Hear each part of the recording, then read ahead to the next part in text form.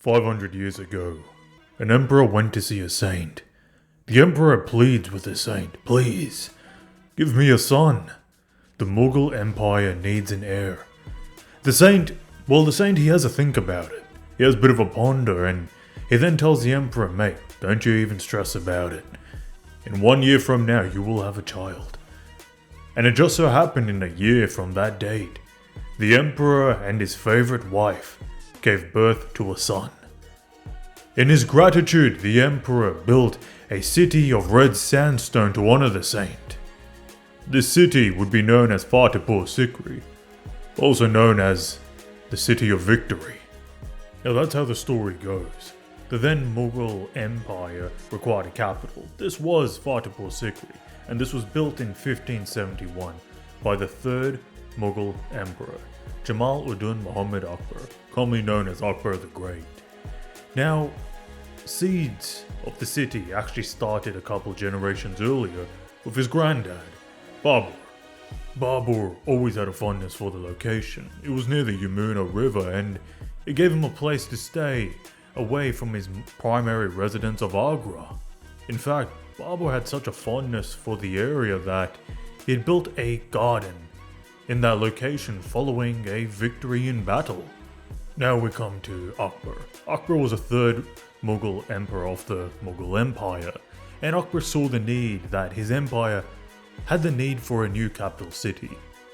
Now, the empire was growing, it was a necessity, so he took the fondness his grandfather had for the location, paired with the fact that it was the area where the saint told him he would have his first son, and in doing so he built Fatehpur Sikri. The city itself is built near a rocky ridge in the Agra district in Uttar Pradesh in India. It's 3 kilometers long and 1 kilometer wide. It's surrounded by 3 walls. Now what's so amazing about this place is that it was the capital of the Mughal Empire. It was a beautiful blend of different cultures. All of this was made from red sandstone. Red sandstone is a strikingly beautiful material to build with. It has these warm tones that look completely different during different times of the day. It is a material that is found throughout India, and what is even more fascinating is when you take a gander at the city, you realize how intricate and beautiful it really is. Its architectural style is a dish of layered tastes. There's Islamic taste with domes, arches, and minarets. We see Hindu influences with lotus carvings, domed kiosks, brackets, and ornate columns. There are even inscriptions referencing Christianity and Islam. What we have here is a 500-year-old city, a relic of a dead empire that showcased the blending of cultures. There are many prominent buildings within Fatehpur Sikri.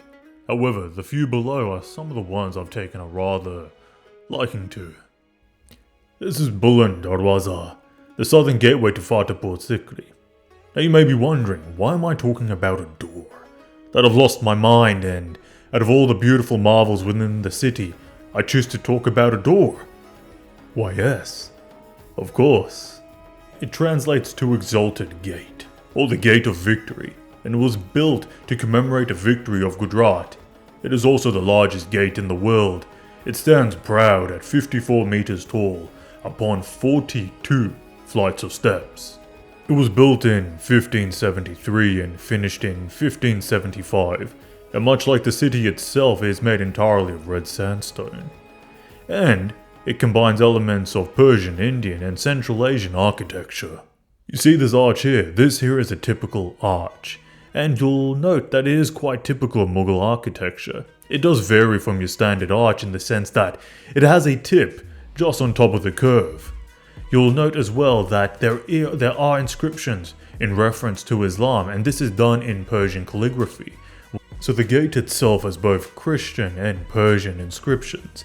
As you know, Akbar believed in religious harmony, and so we do see some wisdom Jesus had provided to his followers, as well as some verses from the Quran. This inscription in particular is in Persian, and it says, "Son of Mary said, the world is a bridge. Pass over it, but do not build your house upon it. He who hopes for a day may hope for eternity. The world endures but an hour. Spend it in prayer, for the rest is unseen." Next we have the tomb of Salim Christi. This was the final resting place of the Sufi saint Saddam Christi, who we know foretold the birth of Akbar's first son. Again, another marvelous example of Mughal architecture. It's carved from ivory marble, but there are hints of yellow marble throughout. You'll note the stunning stone lattice work all around the structure. These screens, or commonly known as jalis, really display the craftsmanship of the time. Outside of the lattice work, have a look at the serpentine brackets below the roof. This is the stuff you just don't see anymore. The tomb inside has a wooden canopy over it and a beautifully ornate mosaic all around it. Now we have Jorda Bai Mal.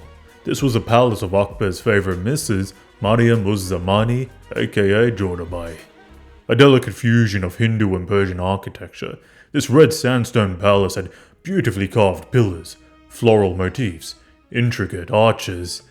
There was also Hindu paintings on the inside, showing his love and devotion for his woman's faith. She was his little baddie. These are just a few buildings within these city walls. Unfortunately, the city was later abandoned by Akbar, as they did not account for water supply and his time was called away to a battle in the northwest. I've often wondered what this place would look like at night, shrouded with lanterns. It must have been a marvel.